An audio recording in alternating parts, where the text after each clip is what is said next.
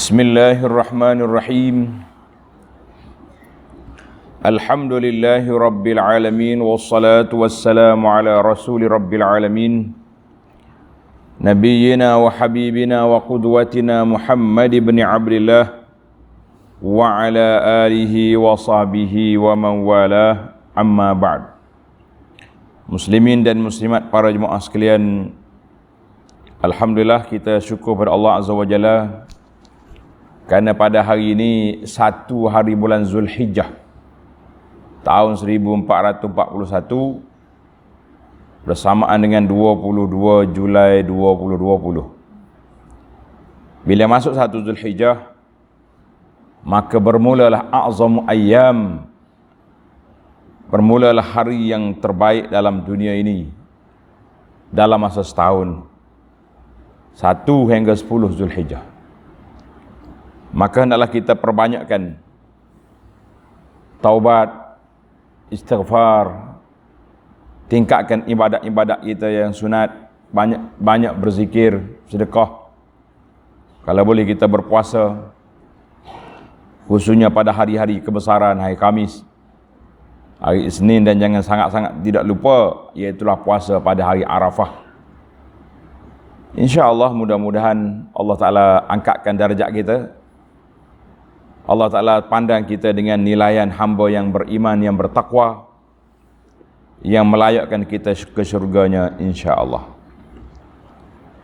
Muslimin dan muslimat, para jemaah sekalian, kita teruskan pengajian kita dalam surah At-Tahrim.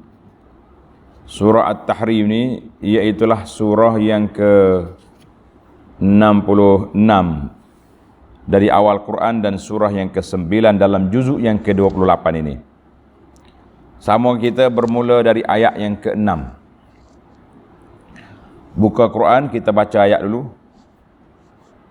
A'udzu billahi as-sami'il 'alim minasy syaithanir rajim.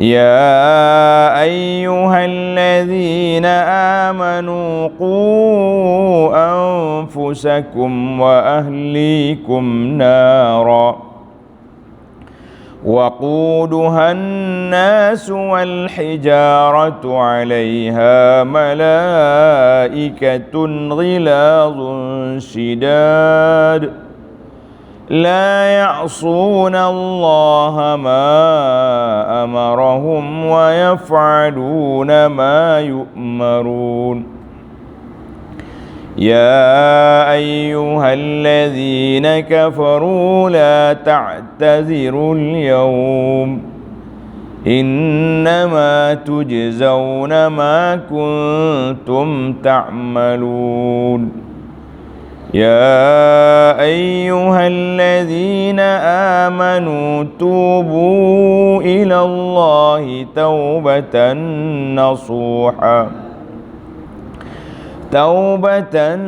نصوحا عسى ربكم أن يكفر عنكم سيئاتكم ويدخلكم جنات تجري من تحتها الأنهار يوم لا يخزي الله النبي والذين آمنوا معه نورهم يسعى بين أيديهم وبأيمانهم يقولون ربنا أتمم لنا نورنا واغفر لنا إنك على كل شيء قدير. Balik semula kepada ayat kita, ayat yang ke-6. Para jemaah sekalian, tanda ayat ke-6 ini ayat motivasi penjagaan keselamatan keluarga. Kita bukan nak selamat atas dunia daripada COVID-nya, daripada bencana apa-apa, tapi kita nak selamatkan keluarga kita daripada api neraka. Inilah keselamatan yang hakiki. Atas dunia ni pandai-pandai selamat, tak sakit, tak apa, akhirnya mati juga. Tapi selamat di akhirat itulah yang kita nak. Tanda tuan-tuan, ayat 6 ni menjadi ayat Bila kita bercakap tentang kekeluargaan, inilah perintah Allah yang besar. Ya ayyuhalladzina amanu, wahai orang yang beriman. Dia panggil nida rabbani likulli mu'minin. Seruan Allah kepada semua hamba dia yang beriman. Allah nak kata apa kepada kita? Qu anfusakum wa ahlikum nara. Peliharalah diri kamu dan keluarga kamu dari api neraka. Habis. Kita atas dunia ni kita pandai sungguh jaga anak kita. Takut anak kita sakit, siap dengan makanan-makanan suplemen, vitamin-vitamin kita bagi. Takut pula tua esok tak larat sakit, kita beli takaful siap-siap dah. Takaful keluarga, kesihatan. Takut tu takut, habis takut kita. Tapi ketakutan yang hakiki, qu anfusakum wa ahlikum nara, jagalah diri kamu dan keluarga kamu dari api neraka. Bagi ana, ayat ini cukup dengan dua patah ni pada dah. Kalau kita ni orang beriman, kita akan patuh pada perintah Allah, jaga anak-anak. Ni kita takut anak kita kena api, kena tu, kena ni.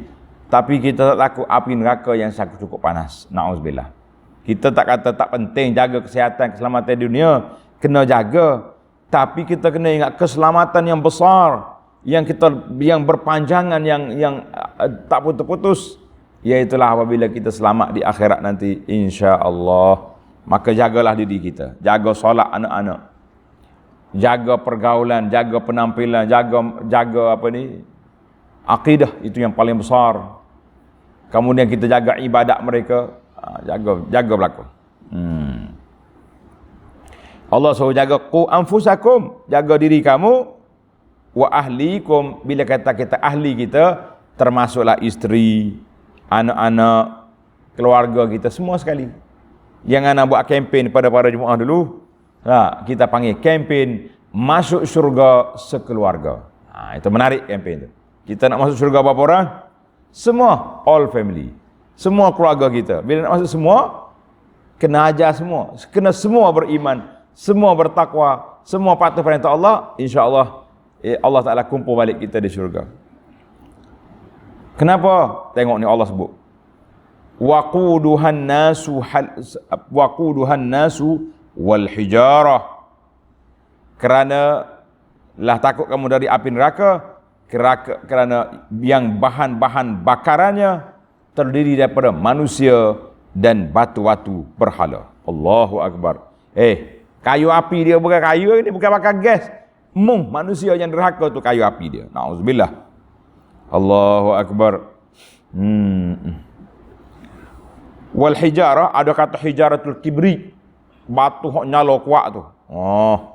Ada yang mengatakan batu yang disembah. Patung-patung, peko-peko, berhala-berhala tu jadi tuhan, jadi bahan bakar. Allahu Akbar. Allah Ta'ala sebut lagi, innakum wa ma ta'buduna min dunillah hasabu jahannam. Dan apa yang kamu sembah lain Allah, itulah api neraka jahannam, bahan bakar dia. Na'udzubillah. Satu api panas. Yang kedua, alaiha malaikatun ghilazun syidad. Neraka itu dijaga dan dikawal oleh malaikat-malaikat yang keras, bengis, kasar makhluknya. Allahu Akbar. Malaikat hak jaga neraka ni bukannya senyum-senyum, tak erti senyum buat dia tu. Dia panggil zabaniyah, kan? Layanannya kasar. Allahu Akbar. Dengar cerita kita bunyi orang backing, kita takut ni malaikat backing. Na'udzubillah. Apa sifat malaikat? La ya'sunallaha ma amarahum wa yaf'aluna ma yu'marun. Mereka tidak sekali-kali menderhaka kepada Allah dalam segala yang diperintahkannya kepada mereka, dan mereka pula tetap melakukan segala yang diperintahkan. Jadi puak-puak malaikat ni, tengok nota di bawah 1765. Setelah Allah Ta'ala memerintahkan isteri-isteri Nabi bertaubat, 3 siri dah kita ni dan memberi ingat kepada mereka akan bahaya menyalahi perintah Nabi sallallahu alaihi wasallam, maka dengan ayat ini diperingatkan kepada sekalian umat Islam supaya menyelamatkan diri mereka dan keluarga masing-masing dari bahaya melanggar perintah-perintah agama. Ini bukan PKP ni, langgar PKP 1,000. Ni langgar perintah Allah, neraka, na'udzubillah. Iaitu ni, apa dia?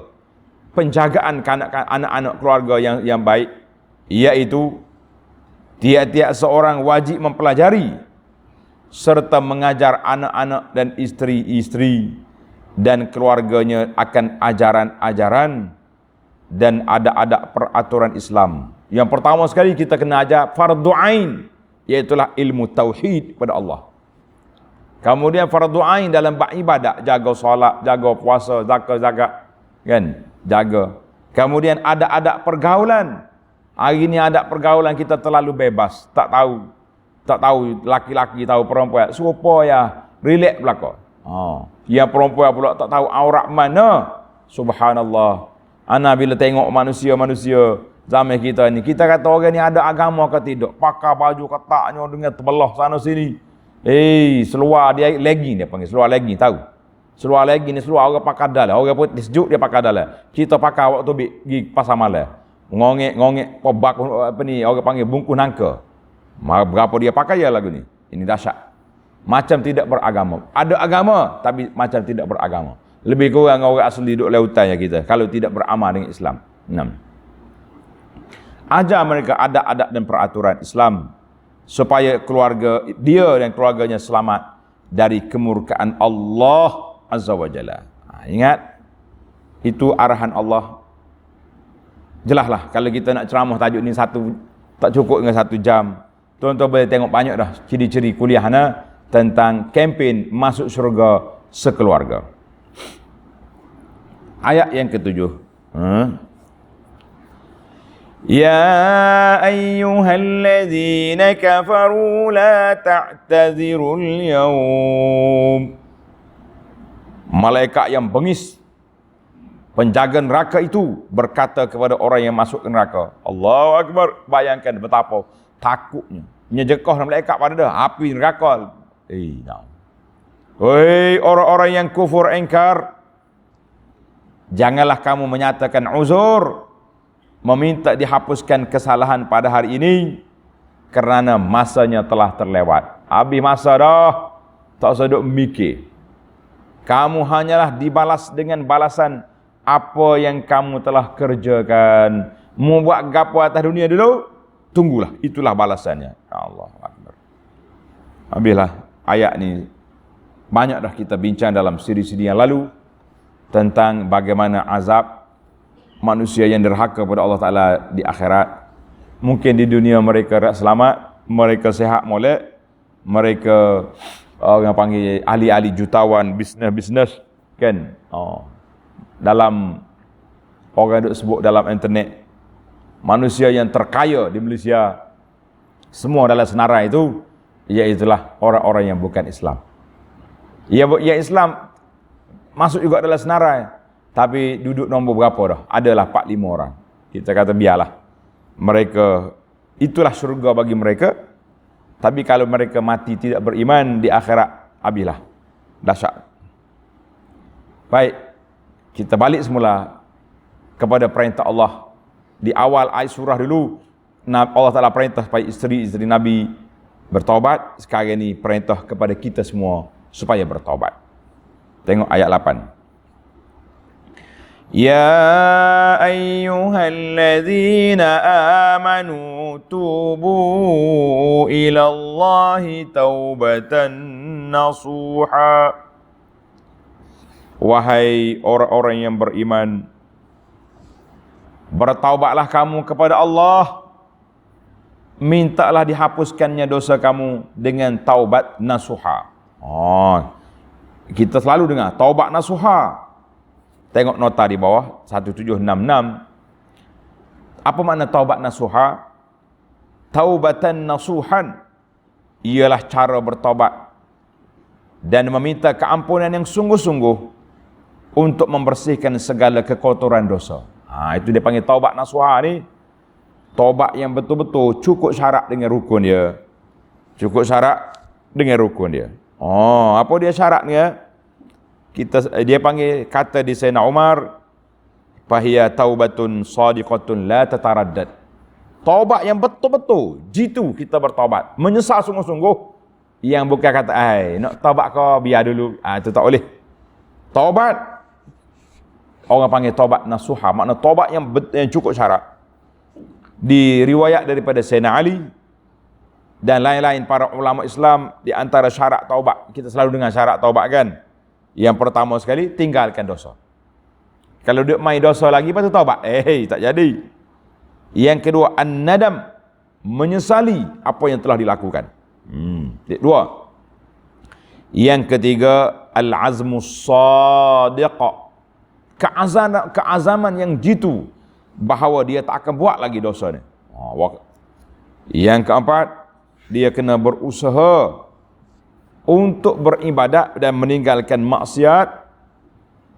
Yang kelima, yaruddal huquq ila ahliha, hendaklah kita hantar balik hak-hak orang. Mana kalau taubat tu terlibat dengan hak manusia, maka kita kena hantar balik barang-barang.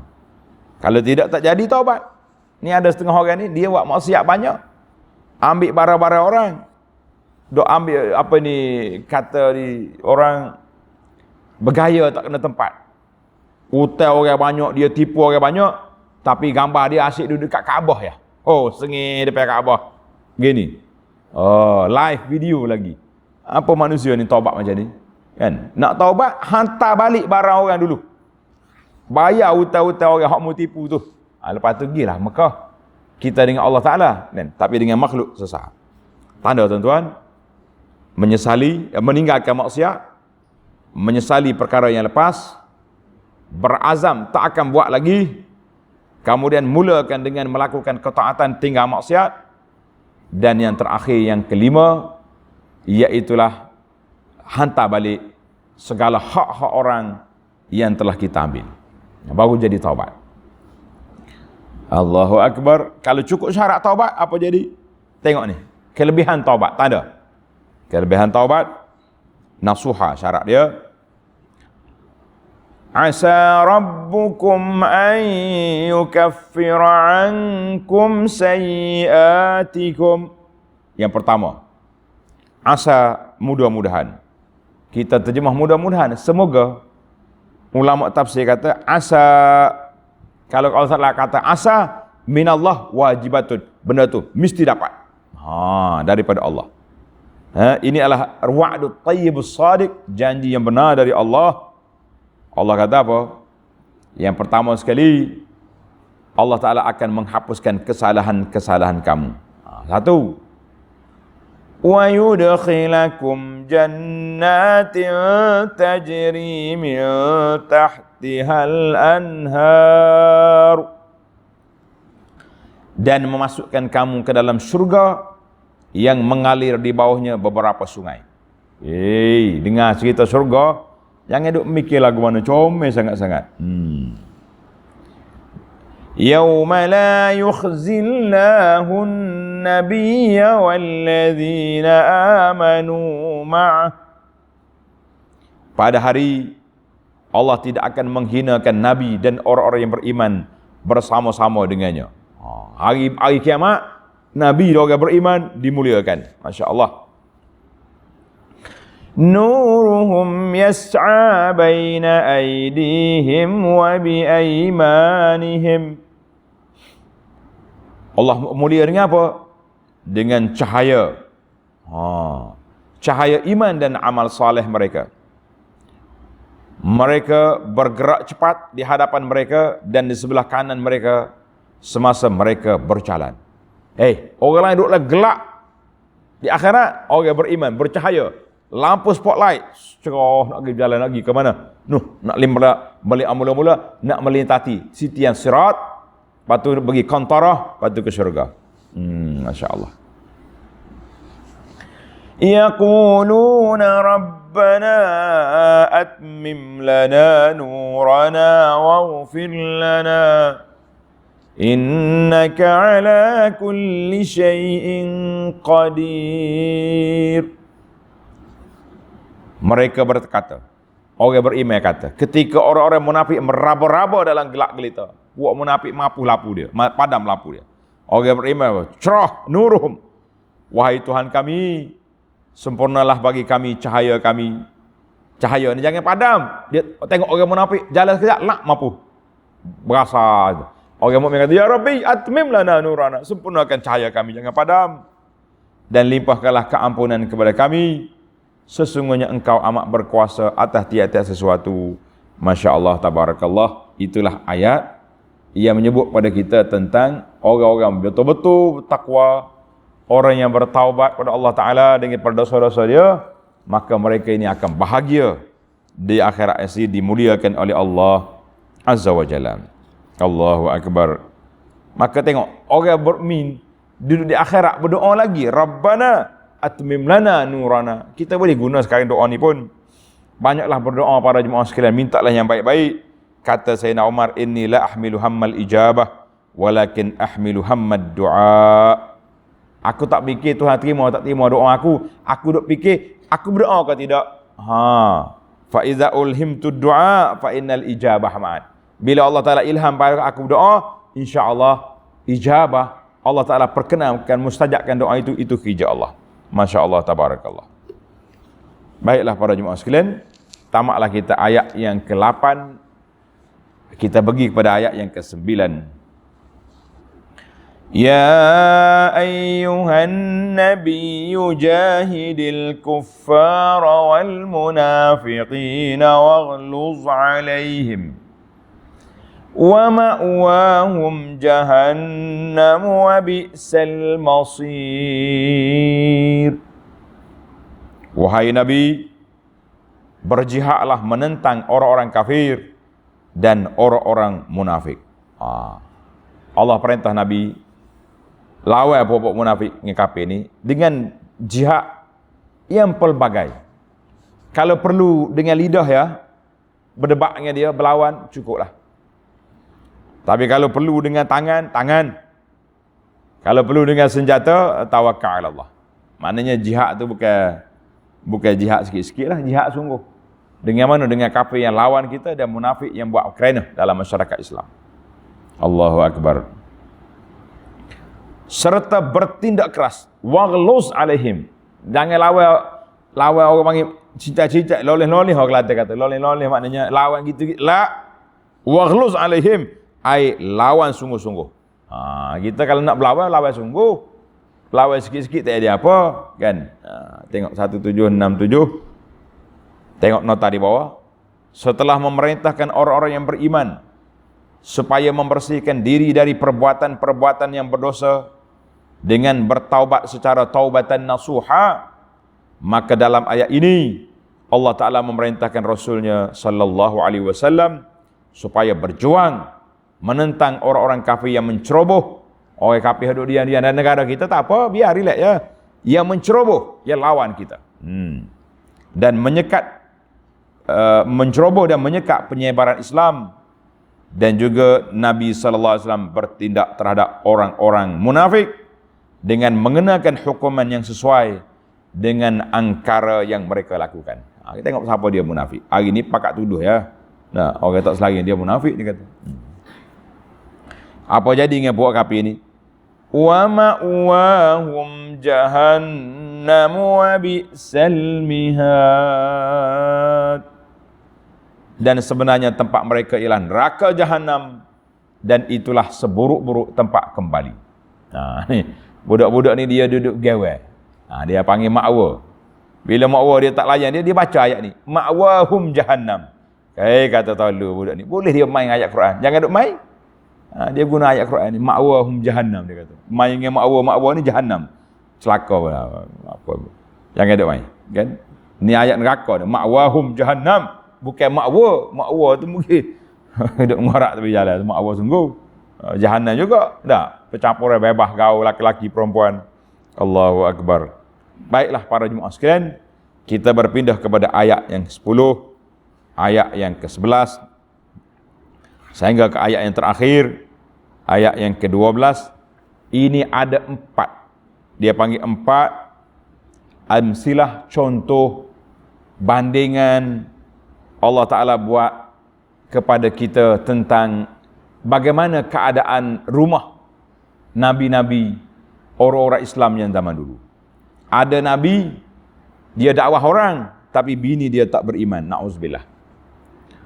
Ada manusia angkuh sombong atas dunia ni, mengaku jadi Tuhan, tapi bini dia menyembah Allah. Allahu Akbar. Mana ayat ini tanda, ayat ini merupakan ayat motivasi keimanan kepada kita semua. Jangan rasa selesa, jangan rasa tenang, jangan rasa hidup ni aman. La. Termasuk dalam dosa besar al-amru mim makrillah, seorang yang rasa aman daripada perancangan yang telah disusun oleh Allah kepada dia. Jangan.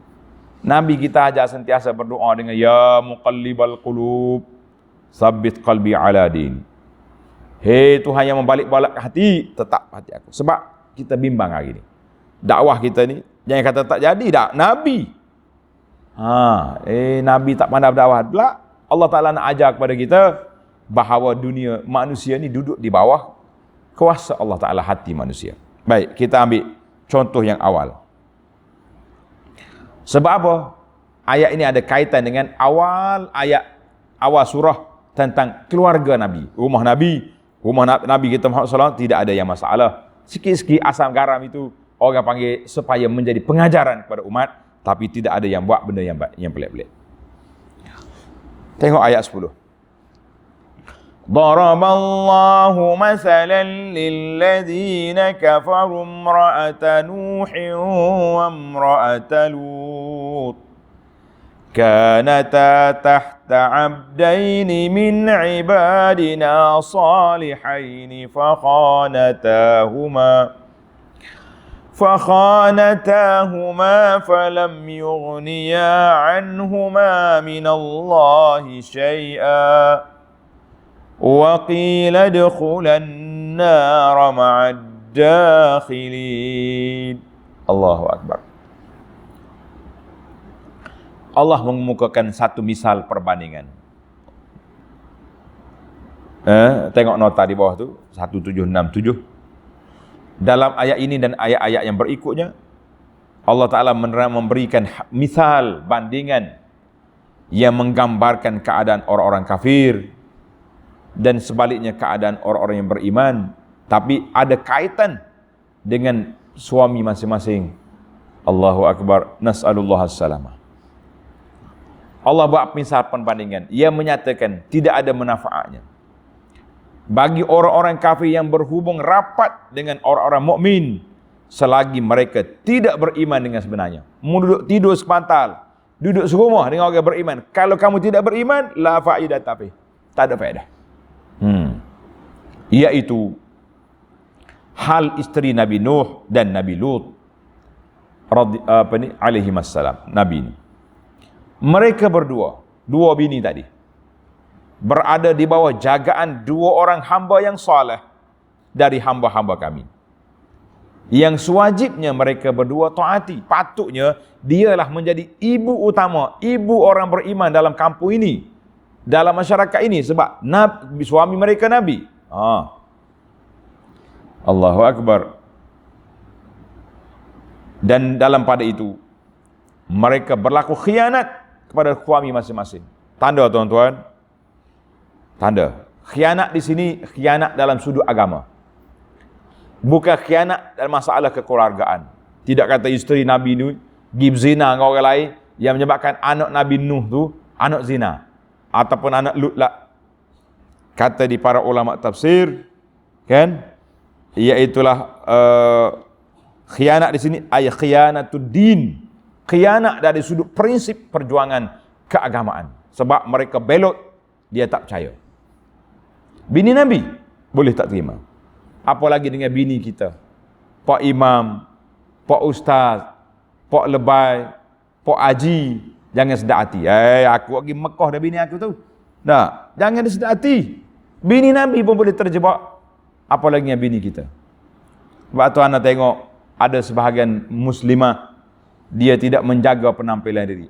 Suami dia ustaz, penceramah hebat, selebriti. Tapi tengok bini, kadang-kadang hok post gambar bini tu, suami dia juga, ustaz tu jugalah.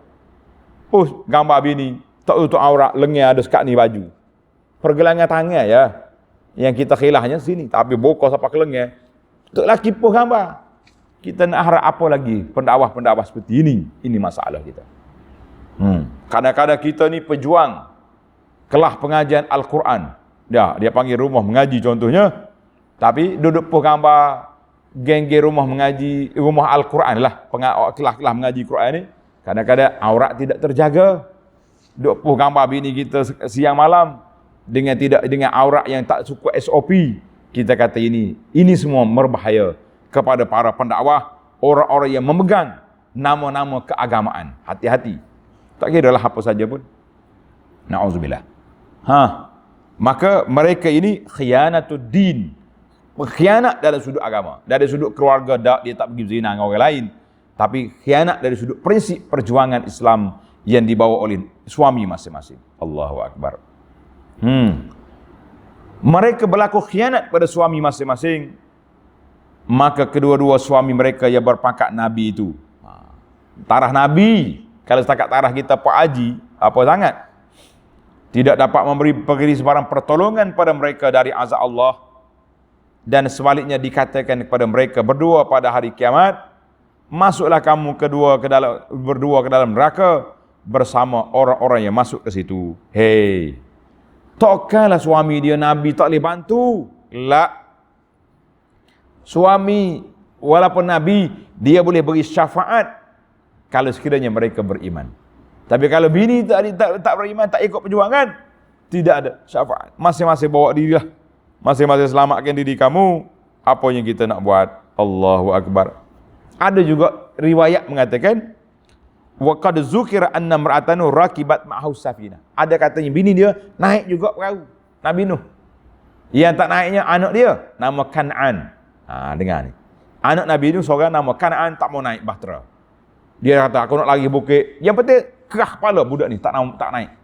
Tenggelam dalam depan mata Nabi Nuh, mati. Bini dia katanya naik. Lepas tu tak ada cerita bini. Adakah dia tu bini yang khianat ini, ataupun dia ni imra'atun ukhra, bini Nabi Nuh lain yang salihah? Wallahu alam. Itu jawapan para ulama. Dia kata wallahu alam. Yang pentingnya bini Nabi Nuh tak ikut agama yang dibawa oleh Nabi Nuh. Bila tak ikut, Nabi Lut sama juga. Dia jadi tali baru kepada geng LGBT. Bila mari malaikat berupa orang comel, kan, masuk nak pergi jumpa Nabi Lut, bini dia ni WhatsApp, SMS kepada geng LGBT yang ada di ada orang comel rumah aku, mari. Habisnya pakat ke sengih tu kau nak ke jantan ni. Pasal perangai, na'udzubillah. Kita minta perlindungan Allah Ta'ala daripada ada di rumah kita, kata orang, duri dalam daging, gunting dalam lipatan, wanita yang tidak beriman, yang tidak saleh, duduk di bawah orang-orang yang saleh. Na'udzubillah. Kita minta perlindungan Allah. Kita doalah supaya isteri kita, anak-anak kita menjadi orang-orang yang saleh, orang-orang yang salihatun di bawah orang yang saleh, insya-Allah. Itu kumpulan yang pertama. Maknanya kita jangan harap duduk dengan orang baik kita jadi baik. Ramai orang lagi tu. Oh, bila jumpa dengan ustaz, nak ambil berkat ustaz, mari senyum, mari salah. Bila ustaz ngajar, poh lari balik. Berkat apa lagi tu? Bukan berkat ustaz Tok Syekh ni dengan cium kaki dia, dia cium kepala dia, tapi kita berkatan di dalam majlis ilmu yang disampaikan itu berkat. Ni kalau doa berkat, selfie dengan ustaz kat 45 keping. Kan? Senang nak tak di Facebook dia ni orang rapat dengan para asatizah kono-kononnya. Bila ustaz ngajar, belum tak ada dengar, lari balik. Itu tidak ambil berkat, itu nak ambil selfie nama dia tu. Baik. Itu kumpulan yang pertama, suami Nabi, suami soleh, bini celaka. Na'udzubillah. Tengok ayat sebelah, sebaliknya. Suaminya bapak kafir, ngaku jadi Tuhan, bini beriman kepada Allah Ta'ala. Ini nak cerita kuasa. Kalau membetul Tuhan, suruhlah binimu dulu. Ini bini dalam rumah pun tak mampu, macam mana nak suruh orang lain? Allahu Akbar. وَضَرَبَ اللَّهُ مَثَلًا لِلَّذِينَ آمَنُوا امْرَأَةَ فِرْعَوْنَ إذ قالت رب ابن لي عندك بيتا في الجنة ونجني من فرعون وعمله ونجني من القوم الظالمين. Allahu Akbar. Dan Allah mengemukakan satu misal perbandingan yang lain pula. Ia menyatakan tidak ada mudaratnya kepada orang-orang mukmin yang berhubung rapat dengan orang-orang kafir kalau tidak terjejas keadaan imannya. Kita boleh duduk dalam kumpulan kafir, boleh berkawan kalau kiranya tidak menjejaskan iman kita. Kata di ahli-ahli motivasi, seperti ikan di air masin. Tahu ikan di air masin?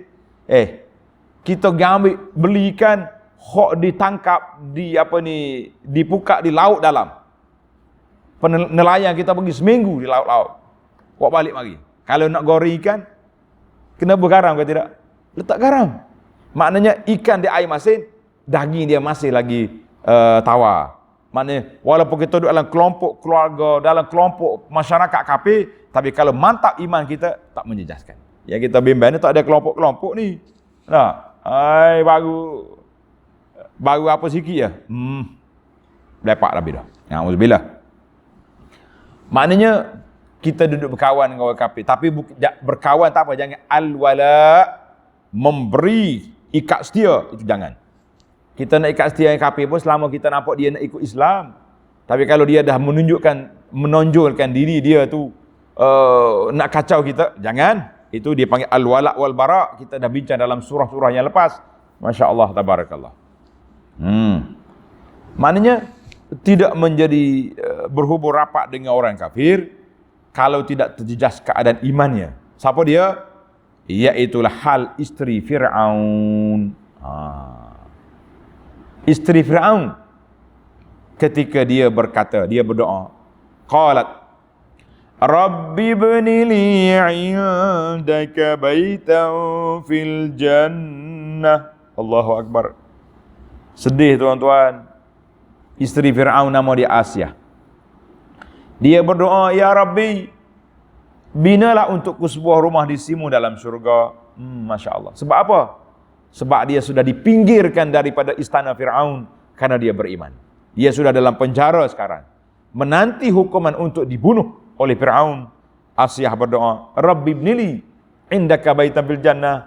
Ya Allah, binalah kepada aku sebuah rumah di semudra syurga. Aku tak nak duduk lagi atas dunia yang penuh dengan syirik dan maksiat ini. Masya Allah, tabarakallah.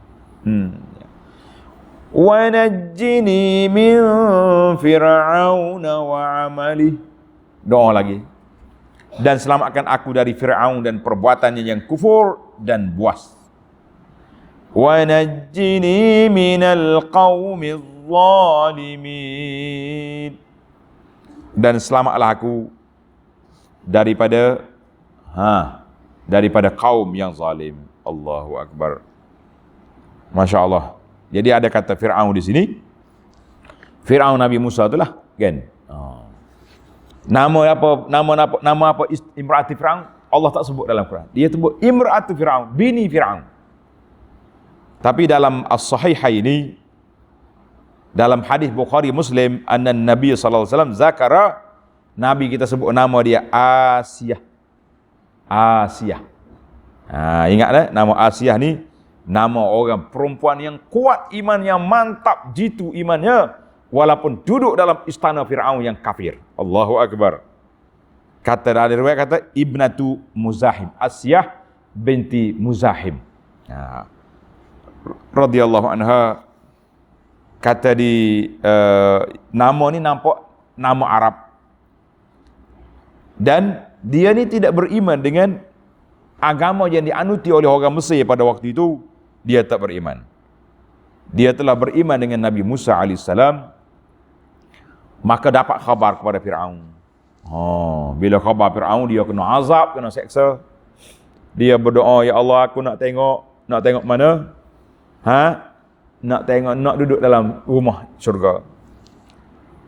Diceritakan dalam riwayat, ketika Fir'aun nak bunuh dia,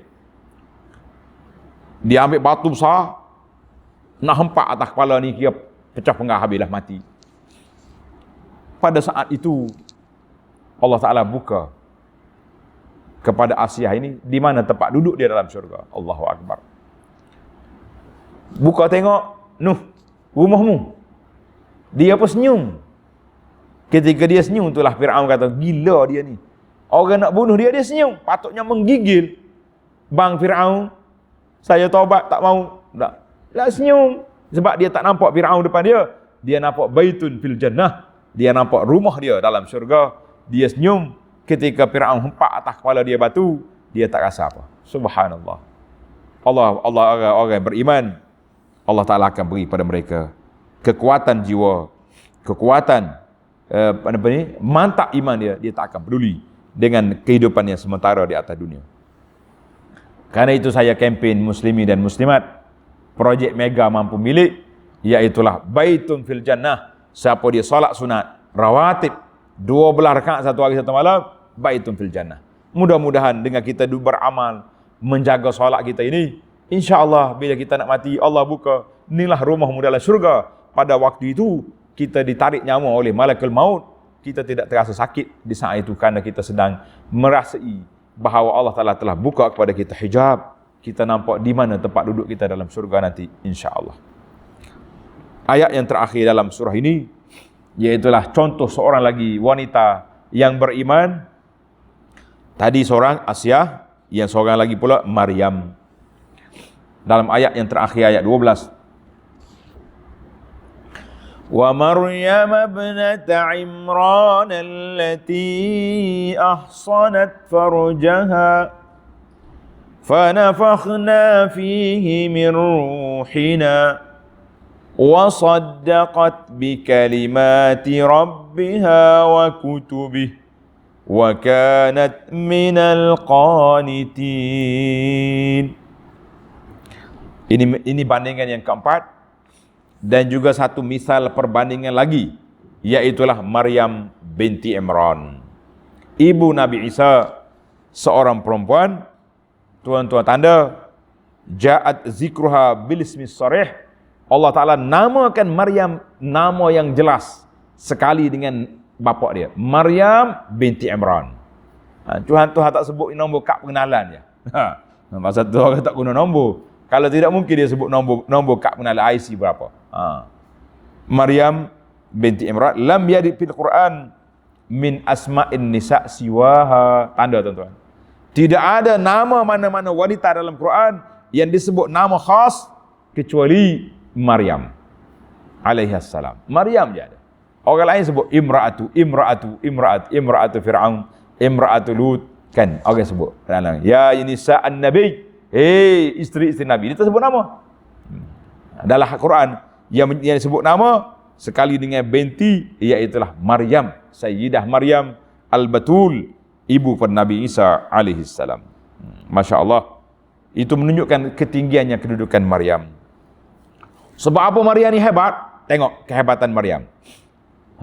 Yang pertama, allati ahsanat farjaha, seorang wanita yang telah memelihara kehormatan dan kesuciannya dari disentuh oleh lelaki. Tak pernah disentuh oleh laki-laki. Mana orang yang al-batul, orang yang betul-betul menjaga jaga kehormatan diri dia. Masya Allah, tabarakallah. Jadi dipanggil farjah. Faraj di sini kata di para ulama, iffatul farj, jaga faraj termasuklah jaga kemaluan, dan juga termasuklah benda-benda lain yang terbuka. Ni kita ni hak jaga bawah, jaga insya-Allah. Hak mulut ni atas ni, faraj atas ni, hak duk tenganga semua ni. Lapar nak makan, lapar nak bercakap ni. Ni tak terjaga. Nauzubillah. Allahu akbar. Wal farju yutlaqu ala jaybid dar. Ada juga kata faraj itu belahan baju di dada. Jadi Maryam ni tak pernah buka dia punya aurat, tak ada. Bila dijaga semua, Allah kata apa? Fanafakhna fihi min ruhina. Tetapi oleh sebab kami telah takdirkan dia mendapat anak tanpa suami, maka kami perintahkan Jibril meniup masuk ke dalam kandungan tubuhnya ruh dari ruh ciptaan kami. Malaikat mari, bila Maryam tengok, a'udzu bika mir rahman, apa ni? A'udzu birrahmani minka in kunta taqiyya. Aku minta berlindung dengan Allah kalau manusia baik. Malaikat kata, "Tak, inni ana rasul." Aku ni utusan Allah, bukan manusia, jangan takut. Maka ketika itu malaikat tiup roh ke dalam Maryam, ke tubuh Maryam. Maka apa jadi? Dia pun mengandung air beranak. Tak ada ayam. Tidak semestinya kena ada. Tapi kalau ada lagi manusia hari ini, dia kata dia macam Maryam ada anak, penampal bisa dia. Bahasa mulut pandai bercakap, kan? Jangan.